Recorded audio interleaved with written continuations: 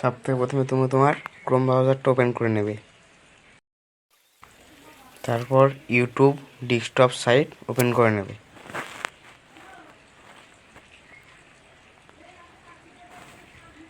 তারপর এখানে সার্চ করবে, যে গানটা পছন্দ সেই গানটা সার্চ করবে।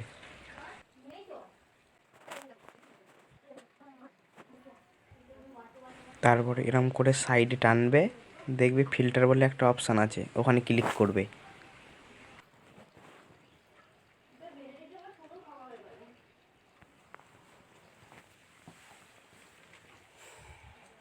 তারপর ক্রিয়েটিভ কমন্স বলে একটা অপশান আছে, ওখানে ক্লিক করবে।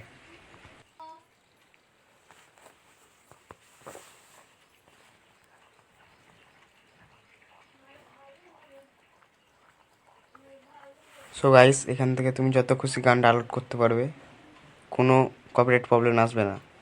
ডাউনলোড করে ইউটিউবে ছাড়তেও পারবে। তো ভিডিওটা ভালো লাগলে চ্যানেলটা সাবস্ক্রাইব করে দেবো আর লাইক দিয়ে দেবো।